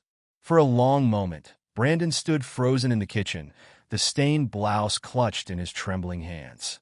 Part of him wanted to rush upstairs, to confront Vanessa with the evidence of her betrayal. But the rational, methodical part of his brain, the part that made him an excellent software engineer, held him back. He needed proof. Incontrovertible, scientific proof. With shaking hands, Brandon carefully folded the blouse and placed it in a plastic bag. He scribbled down the address of a discreet testing lab he'd once used for a work project, then hid the bag in his briefcase. As he heard stirring from upstairs, Brandon quickly straightened up the kitchen, his mind racing. He dropped the blouse off at the lab on his way to work. In a few days, he'd have his answer. And then he'd decide what to do next. The next few days passed in a blur of anxious waiting. Brandon went through the motions of his daily routine work, family dinners, bedtime stories, all while carrying the weight of his suspicions. He watched Vanessa like a hawk, searching for any sign of guilt or deception. But if she noticed his scrutiny, she gave no indication. On Tuesday evening, as Brandon was helping Lily with her homework, his phone buzzed with an email notification. His heart leapt into his throat as he saw the sender. Discrete testing services. With trembling fingers, he opened the message. The results were clear, clinical, and devastating. The substance on the blouse was indeed semen, and it contained traces of a particularly virulent strain of syphilis. Brandon felt the room spin around him, his daughter's voice fading into background noise as the implications hit him full force. Vanessa had not only betrayed him, she had potentially exposed him to a life-threatening disease. "Daddy, are you okay?" Lily's worried voice cut through the fog of shock and anger. Brandon blinked, forcing himself to focus on his daughter's concerned face. "I'm fine, sweetheart. Just a little tired. Why don't you finish up that last problem on your own? I think you've got the hang of it now." As Lily bent back over her notebook, Brandon excused himself and retreated to his home office. He closed the door behind him, leaning against it as he struggled to catch his breath. His mind raced, cycling through a whirlwind of emotions: hurt, betrayal, anger, fear. What now? The question echoed in his head, demanding an answer. Should he confront Vanessa immediately? Kick her out? File for divorce? Or should he bide his time? Gather more evidence? As the initial shock began to subside, Brandon's analytical nature reasserted itself. He needed more information before he could make a decision. And more importantly, he needed to protect himself and his children from the potential fallout of Vanessa's reckless behavior. With a deep breath, Brandon moved to his computer and began to research. He looked up symptoms of syphilis, treatment options, and long-term prognosis. The more he read, the colder his anger became. Vanessa hadn't just betrayed their marriage vows, she'd put his very life at risk. As he delved deeper into his research, a plan began to form in Brandon's mind. He would not confront Vanessa. Not yet. Instead, he would dig deeper, uncover the full extent of her deception. And when he had all the facts, all the evidence, then he would act. The sound of the front door opening jolted Brandon from his thoughts. He quickly closed his browser tabs and stood, smoothing down his shirt. As he left his office, he saw Vanessa in the entryway, kicking off her heels. "Hey," she said, offering him a tired smile. "Sorry I'm late. Last-minute client call." Brandon studied her face, searching for any sign of guilt or deception. But all he saw was the same distracted, slightly distant expression she'd worn for months. "No problem," he replied, his voice carefully neutral. "There's leftover lasagna in the fridge if you're hungry." Vanessa nodded, already heading for the stairs. "Thanks, but I think I'll just turn in. It's been a long day." As she disappeared upstairs, Brandon felt a surge of cold determination. He would uncover the truth, no matter what it took. And when he did, Vanessa would learn that betraying Brandon Hargrove was the biggest mistake of her life. Brandon sat at his desk, the glow of his computer screen casting shadows across his face.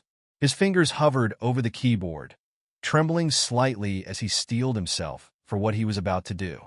The house was quiet. Vanessa had left for another business trip that morning, and the kids were asleep upstairs. He took a deep breath, then began typing. Years of working in tech had given him the skills he needed to bypass Vanessa's passwords and access her personal cloud storage. As he navigated through folders and files, his heart raced. Part of him hoped he wouldn't find anything, that this was all some terrible misunderstanding. But then he saw it, a folder labeled NYC Trip Videos. Brandon's finger hesitated over the mouse. Did he really want to see what was inside? Could he handle it? The image of the stained blouse flashed through his mind, hardening his resolve. He needed to know the truth, no matter how painful. He double-clicked. The folder opened, revealing a series of video files with dates as titles. With a shaking hand, Brandon clicked on the most recent one. The video began to play, and Brandon's world shattered. There on the screen was Vanessa, his wife of 12 years, the mother of his children, locked in a passionate embrace with another man. Brandon recognized him from photos on Vanessa's work profile. Travis Delaney, the 38-year-old sales director she'd mentioned. "Oh, Travis," Vanessa moaned on screen, her voice filled with a passion Brandon hadn't heard in years. "I've missed you so much." Travis's hands roamed over Vanessa's body as he pushed her onto the hotel bed. "I can't get enough of you, Vanessa. When are you going to leave that boring husband of yours and be with me?" Vanessa laughed, a sound that cut through Brandon like a knife. "Soon, baby. I promise. I just need a little more time." Brandon slammed the laptop shut, unable to watch anymore. He stumbled to the bathroom, barely making it to the toilet before he emptied the contents of his stomach. As he heaved and retched, sobs racked his body. The betrayal he'd suspected was now confirmed in the most brutal way possible. When he finally regained some composure, Brandon splashed cold water on his face and stared at his reflection in the mirror.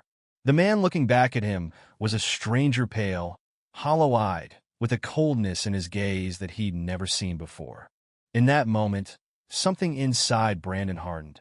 The shock and hurt began to crystallize into something darker, colder. Rage. He returned to his computer, forcing himself to watch more of the videos. Each one was like a dagger to his heart, but he made himself catalog every detail, every betrayal. The videos weren't just from New York, they spanned months, maybe even years. Cities all over the country, hotel rooms, even their own home when Brandon had been away for work conferences. As the sun began to rise, Brandon finally stepped away from the computer. His eyes burned from lack of sleep, but his mind was clear. He knew what he had to do. Over the next few days, Brandon began to implement his plan. He started by creating emotional distance between himself and Vanessa. When she returned from her trip, he greeted her with cold indifference. "Hey," Vanessa said, wheeling her suitcase into the foyer. "How were things while I was gone?" Brandon barely looked up from his laptop. "Fine." Vanessa paused, a flicker of confusion crossing her face. "Is everything okay?" "Why wouldn't it be?" Brandon replied, his tone flat. "I don't know, you just seem off." Brandon finally met her gaze, his eyes hard. "I'm fine, Vanessa. Just busy with work. How was your trip?" "Oh, good. Productive." Vanessa shifted uncomfortably. "I'm gonna go unpack."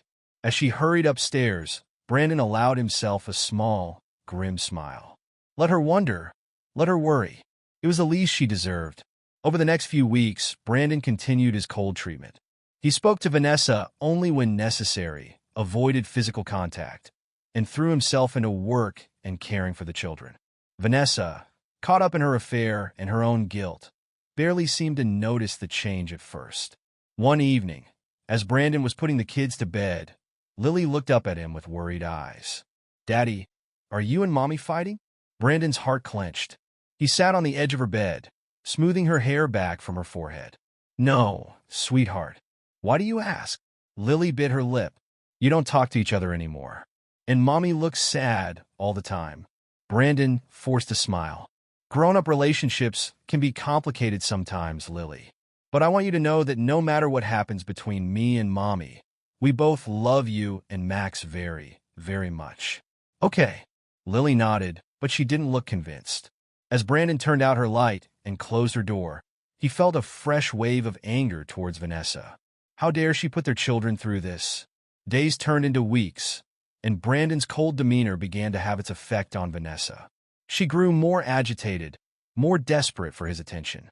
One night, as they were cleaning up after dinner, she finally confronted him. "Brandon, what the hell is going on with you?"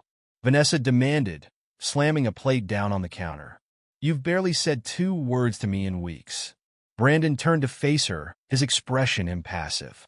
"I wasn't aware I had to entertain you, Vanessa. Don't you have work to keep you busy? Or perhaps other distractions?" Vanessa's face paled. "What's that supposed to mean?" "Nothing," Brandon said, his voice dripping with sarcasm. "Just wondering how you manage to juggle it all: work, family, your extracurricular activities." Vanessa started, but he cut her off. "Save it, Vanessa." "I know." The color drained from her face. "Know what?" Brandon laughed, a cold, harsh sound. "Everything. The affair, the disease, all of it. Did you really think I wouldn't find out?" Vanessa stumbled back, gripping the counter for support. I can explain." Brandon's voice was quiet, dangerous. "Explain how you've been fucking your coworker for months, maybe years? Explain how you brought a potentially fatal STD into our home, risking not just my health but our children's? Please, Vanessa, I'm all ears." Tears welled up in Vanessa's eyes. "It's not what you think, Brandon. I was lonely. You were always so distant. Don't you dare try to blame this on me," Brandon snarled. "I have been nothing but faithful, nothing but supportive of your career. And this is how you repay me." Vanessa's tears spilled over. "I'm sorry, Brandon. I'm so sorry. It was a mistake. I never meant for it to go this far. Please, can we work this out? For the kids." Brandon stared at her, his expression cold. The kids? Now you care about the kids? Where was that concern when you were risking their future by sleeping with Travis? Vanessa's eyes widened in shock. How did you? I told you, I know everything. Brandon turned away, unable to look at her anymore. I think you should sleep in the guest room tonight. I can't even stand to be near you right now. As Vanessa fled the room, sobbing, Brandon felt a mix of emotions wash over him. Part of him wanted to break down, to scream and rage at the unfairness of it all.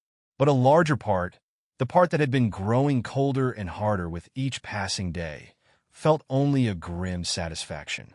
This was just the beginning of Vanessa's reckoning. The next morning, Brandon woke early and headed to his home office. He had an appointment to keep a video call with Neil Kavanaugh, the ruthless divorce lawyer known for leaving spouses with nothing. As Brandon logged into the call, he was greeted by the sharp, calculating gaze of Neil Kavanaugh. The lawyer's reputation for ruthlessness was evident in every line of his face. "Mr. Hargrove," Neil said, his voice clipped and professional. "I understand you're seeking a divorce under difficult circumstances." Brandon nodded, his jaw set. "That's correct. My wife has been unfaithful, and worse, she's contracted a potentially fatal STD that she's hidden from me." Neil's eyebrows rose slightly. "I see. And I assume you have evidence to support these claims?" "Extensive evidence," Brandon confirmed. "Videos, emails, medical test results. I've documented everything." A small, predatory smile curved Neil's lips. "Excellent. That will give us a significant advantage in court. Now, Mr. Hargrove, what exactly are your goals for this divorce?" Brandon leaned forward, his eyes hard. "I want to protect my children and myself. I want full custody, and I want Vanessa to walk away with nothing. She made her choice when she decided to betray our family." Neil nodded approvingly. "With the evidence you've gathered, those goals are certainly achievable. However, I must advise you to keep your wife's illness under wraps for now. If it becomes public knowledge before the divorce is finalized, it could complicate matters." "Understood," Brandon said. "What's our next step?" "Gather more evidence," Neil replied. "The more we have, the stronger our case will be. I'd also recommend hiring a private investigator to follow your wife on her business trips. It could provide valuable leverage." As the call ended, Brandon felt a sense of grim determination settle over him. He had a plan now, a path forward. Vanessa had dug her own grave, and now she was going to lie in it. Over the next few weeks, Brandon threw himself into building his case against Vanessa. He hired Evan Larkin, a discreet but thorough private investigator, to follow Vanessa on her trips. The reports Evan sent back were damning. Not only was Vanessa continuing her affair with Travis, but they were using company resources to fund their trysts. One evening, as Brandon was reviewing Evan's latest report, his phone buzzed with a text from Vanessa.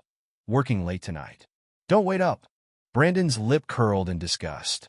He knew exactly what kind of work Vanessa was doing. He fired off a quick response, "Fine.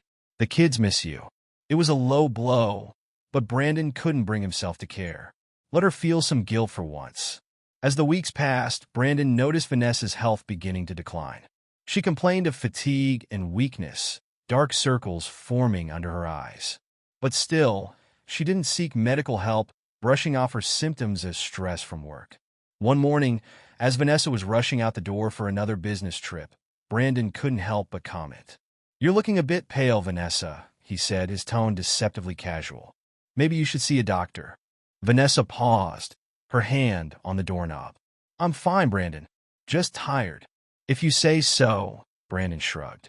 "But you know, some illnesses can be pretty serious if left untreated. Wouldn't want anything to happen to you." Vanessa's eyes narrowed, a flicker of suspicion crossing her face. "What are you implying?" Brandon met her gaze, his expression neutral. "Nothing at all. Just concerned for your health. Have a safe trip." As Vanessa left, slamming the door behind her, Brandon felt a twinge of satisfaction. Let her worry. Let her wonder how much he really knew. A few days later, Brandon received a call from Evan Larkin. "Mr. Hargrove." Evan's gruff voice came through the line. "I've got some interesting information for you." Brandon sat up straighter in his chair. "Go on." "Your wife and Mr. Delaney aren't just using company resources for their little rendezvous," Evan explained. I've uncovered evidence of some pretty serious corporate fraud. They've been siphoning off funds, manipulating expense reports. It's big, Mr. Hargrove. A slow, cold smile spread across Brandon's face. This was exactly what he needed: leverage not just against Vanessa, but against Travis as well. Send me everything you have, Brandon instructed. And keep digging. I want to know every detail of their little operation. As he hung up, Brandon felt a surge of dark triumph. He had them now. All the pieces were falling into place. That evening, as Brandon was helping Max with his homework, Vanessa burst through the front door. She looked terrible pale, shaky, with a sheen of sweat on her forehead. "Mommy!" Max cried, running to hug her. "Are you okay?" Vanessa forced a smile, but Brandon could see the fear in her eyes. "I'm fine, sweetie. Just a little under the weather. Why don't you go play in your room for a bit? Mommy needs to talk to Daddy." As Max scampered off, Vanessa turned to Brandon. I need to talk to you." Brandon raised an eyebrow. "Oh, what about?" Vanessa sank onto the couch, her hands trembling. "I went to the doctor today. He says I might have contracted a serious illness. He wants to run more tests, but—" She trailed off, her eyes filling with tears. Brandon watched her, his expression impassive. Inside, he was seething with rage. Even now, faced with the consequences of her actions, she couldn't bring herself to tell him the whole truth. "A serious illness?" Brandon repeated, his voice cold. "However could that have happened, Vanessa? You've always been so careful with your health." Vanessa flinched at his tone. "Brandon, please. I know things have been strained between us lately, but I need your support right now. I'm scared." For a moment, Brandon was tempted to reveal everything he knew, to watch her crumble under the weight of her lies. But Neil's advice echoed in his mind: keep the illness under wraps until the divorce was finalized. Instead, he stood, looking down at Vanessa with contempt. "You should have thought about that before you made your choices, Vanessa. I hope, for the kid's sake, that it's nothing too serious. Now, if you'll excuse me, I have work to do." As he walked away, leaving Vanessa sobbing on the couch, Brandon felt a mix of emotions churning inside him. Anger, hurt, a perverse satisfaction at seeing Vanessa suffer. But underneath it all was a deep, aching sadness for what they had lost, for the family that would never be the same again. In his office, Brandon opened his laptop and began composing an email to Neil Kavanaugh. It was time to move forward with the divorce proceedings. Vanessa had made her bed, and now she was going to lie in it alone. Brandon sat in Neil Kavanaugh's office, his fingers drumming nervously on the armrest of his chair. The divorce papers lay on the desk between them, a stark reminder of how his life had unraveled in just a few short months. Neil leaned forward, his sharp eyes fixed on Brandon. "Are you absolutely certain you want to proceed, Mr. Hargrove? Once we file these papers, there's no going back." Brandon took a deep breath, steadying himself. "I'm sure." Vanessa made her choice. Now it's time for her to face the consequences. Neil nodded, a predatory smile spreading across his face. "Very well. With the evidence we've gathered, I'm confident we can achieve everything you're asking for: full custody, the house, most of the assets. Vanessa won't know what hit her." As Brandon reached for the pen to sign the papers, a small voice in the back of his mind whispered a warning. Was he really ready to destroy the mother of his children? But then the image of Vanessa with Travis flashed through his mind, and his resolve hardened. "Let's do this," Brandon said, his voice cold as he signed his name with a flourish. Neil gathered up the papers, his eyes gleaming with anticipation. "Excellent. I'll file these first thing in the morning. Prepare yourself, Mr. Hargrove. Things are about to get very interesting." As Brandon left the office, he felt a mix of emotions swirling inside him: relief, anxiety, and a grim satisfaction. The wheels were in motion now. There was no turning back. When Brandon arrived home, he found Vanessa waiting for him in the living room. She looked pale and drawn, her eyes red-rimmed from crying. "Where have you been?" she asked, her voice trembling slightly. Brandon hung up his coat, not meeting her gaze. "Out!" Vanessa stood, wringing her hands nervously. "Brandon, please. We need to talk. I got the test results back from the doctor." For a moment, Brandon's mask of indifference slipped. Despite everything, a part of him still cared about Vanessa's well-being. And, he asked, his voice softer than he intended. Tears welled up in Vanessa's eyes. It's not good, Brandon. The doctor says I have syphilis, a particularly aggressive strain. He wants to start treatment right away, but she trailed off, her shoulders shaking with silent sobs.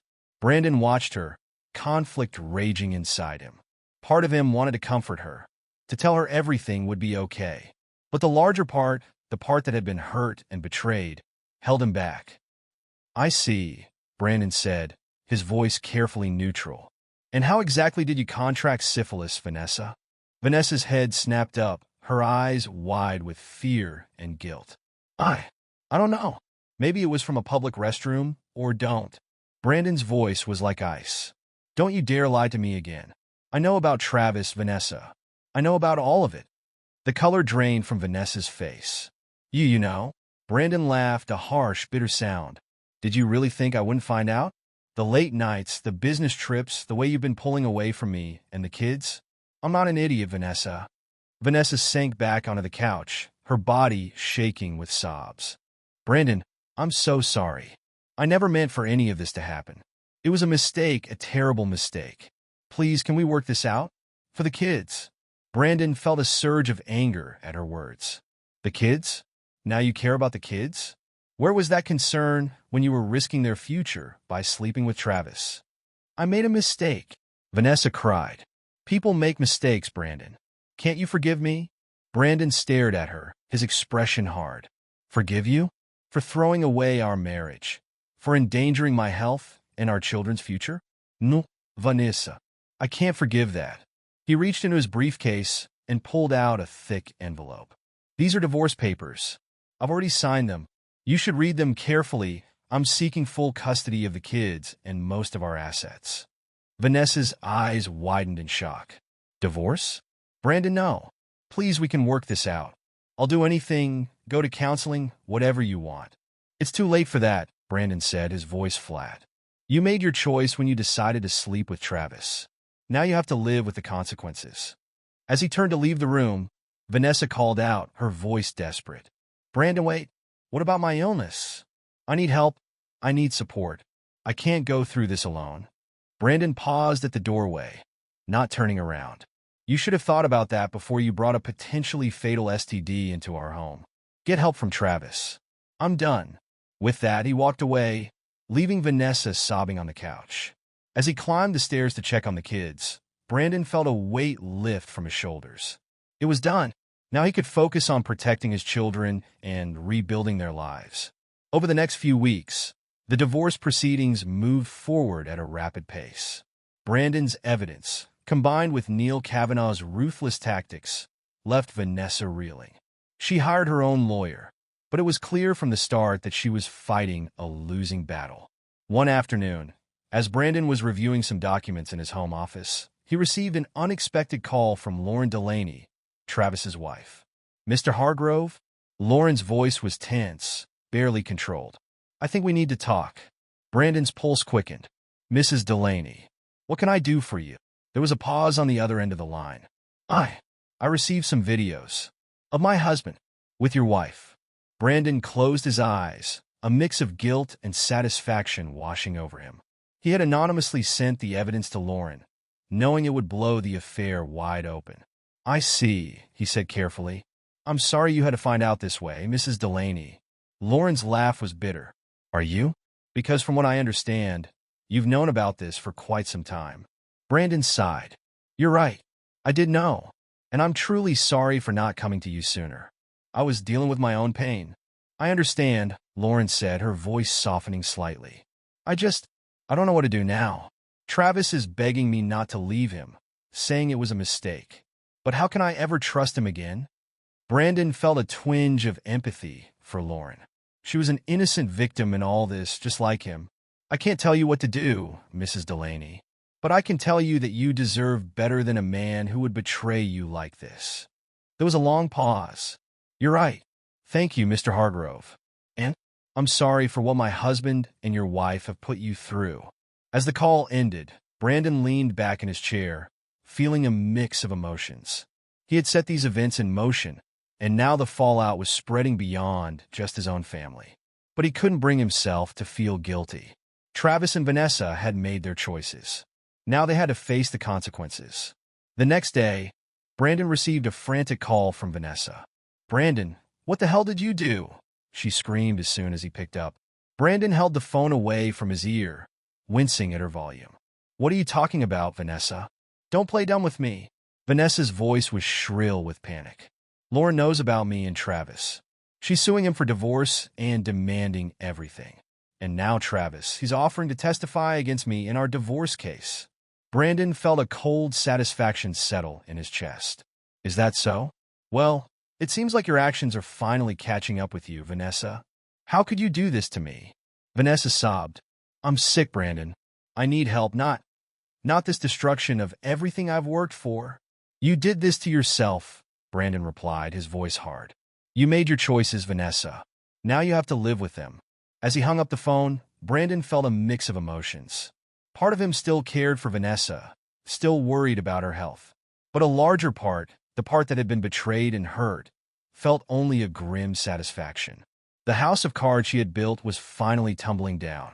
Over the next few weeks, the divorce proceedings moved forward at a rapid pace. With Travis turning against Vanessa, offering damning testimony about their affair and the corporate fraud they had engaged in, Vanessa's position crumbled rapidly. In a last, desperate attempt to salvage something, Vanessa showed up at the house one evening. Brandon found her on the doorstep, looking haggard and desperate. "Please, Brandon," she begged, her voice hoarse. "Can we talk? Just give me a chance to explain." Brandon hesitated, then stepped aside to let her in. They moved to the kitchen, where Vanessa sank into a chair, her hands shaking. "I've lost everything," she said, her voice barely above a whisper. "My job, my reputation. Travis has turned against me completely. And now, with this illness, Brandon, I don't know what to do. I need help." Brandon leaned against the counter, watching her with a mix of pity and lingering anger. "What do you want from me, Vanessa? You threw away our marriage, endangered our family. What did you think would happen?" Tears streamed down Vanessa's face. "I know I messed up. I know I hurt you. And I'm so sorry. But please, Brandon, for the sake of what we once had, for our children, can't you find it in your heart to forgive me? To help me?" For a moment, Brandon felt his resolve waver. The woman before him was a shadow of the vibrant, ambitious person he had married. Part of him wanted to comfort her, to tell her everything would be okay. But then he remembered the videos, the lies, the betrayal. His expression hardened. "You dug your own grave, Vanessa," he said, his voice cold. "I'm sorry you're sick, and I hope you get the treatment you need. But I can't be the one to help you. Not anymore." Vanessa's face crumpled. "Brandon, please. I have nowhere else to go." "You should have thought about that before you decided to throw away everything we built together," Brandon replied. "I think it's time for you to leave." As he showed her to the door, Vanessa turned to him one last time. "What about the kids? Will you at least let me see them?" Brandon paused, conflict clear on his face. "We'll work out a visitation schedule through our lawyers. But for now, I think it's best if you stay away." With that, he closed the door, leaving Vanessa alone on the doorstep. As he leaned against the closed door, Brandon felt a mix of emotions wash over him: relief, sadness, and a lingering anger that he wasn't sure would ever fully fade. In the weeks that followed, the divorce was finalized. True to Neil's word, Brandon was awarded full custody of the children, the house, and most of their assets. Vanessa, her health deteriorating rapidly, was left with almost nothing. Brandon threw himself into rebuilding his life and caring for his children. He took a leave of absence from work, focusing on helping Lily and Max adjust to their new reality. It wasn't as there were tears, tantrums, and difficult questions. But slowly, day by day, they began to heal. One evening, as Brandon was tucking Lily into bed, she looked up at him with serious eyes. "Daddy, is Mommy ever coming home?" Brandon's heart clenched. He sat on the edge of her bed, smoothing her hair back from her forehead. "No, sweetheart. Mommy made some choices that mean she can't live with us anymore. But she still loves you very much." Lily's lower lip trembled. "But why? Didn't she love us enough to stay?" Brandon struggled to find the right words. How do you explain adult betrayal to a child? Sometimes, Lily, grown-ups make mistakes. Big mistakes that hurt the people they love. It doesn't mean they don't love you. It just means they have to face the consequences of their actions. Lily nodded, though Brandon could see she didn't fully understand. Will we ever see her again? Brandon sighed. Yes, you'll see her. We're working out a schedule now. But for now, I need you to be brave and patient. Can you do that for me? Lily nodded solemnly. I can be brave, Daddy. I promise. As Brandon turned out the light and closed Lily's door, he felt a wave of emotion wash over him. His children were the innocent victims in all of this. He vowed to do everything in his power to protect them and give them the stable, loving home they deserved. Months passed. Brandon settled into his new role as a single father, juggling work and childcare with the help of a nanny. The kids slowly adjusted to their new normal, though there were still difficult moments and questions about their mother. One afternoon, Brandon received a call from the hospital. Vanessa had been admitted, her condition critical. Despite everything that had happened, Brandon felt a pang of concern. He debated whether to go see her, unsure if he could face her after everything that had happened. In the end, it was Lily who made the decision for him. Daddy, she said, her young face serious. If Mommy is sick, shouldn't we go see her? That's what families do, right? Brandon looked at his daughter, marveling at her capacity for forgiveness and love. You're right, sweetheart. That is what families do. They arrived at the hospital to find Vanessa a shadow of her former self. She was pale and gaunt, her once vibrant hair limp and dull. When she saw Brandon and the kids, her eyes filled with tears. You came, she whispered, her voice weak. Brandon nodded, his expression guarded. The kids wanted to see you. As Lily and Max hugged their mother, chattering about school and their lives, Brandon watched from the corner of the room. He felt a complex mix of emotions, anger, pity, and a lingering sadness for what might have been. When the kids stepped out to get a snack from the vending machine, Vanessa turned to Brandon. Thank you, she said softly, for bringing them and for everything. I know I don't deserve your kindness. Brandon sighed, running a hand through his hair. No, you don't, but they deserve to see their mother. And despite everything, I wouldn't want you to be alone right now. Vanessa's eyes filled with tears. I'm so sorry, Brandon, for everything. I know it's too late, but I need you to know that. Brandon nodded, his throat tight. I know, and I hope you get better, Vanessa, for the kids' sake. As they left the hospital that day, Brandon felt a weight lift from his shoulders. He hadn't forgiven Vanessa, not completely, but he had found a way to move forward, to put his children's needs first. In the months that followed, Brandon focused on rebuilding his life.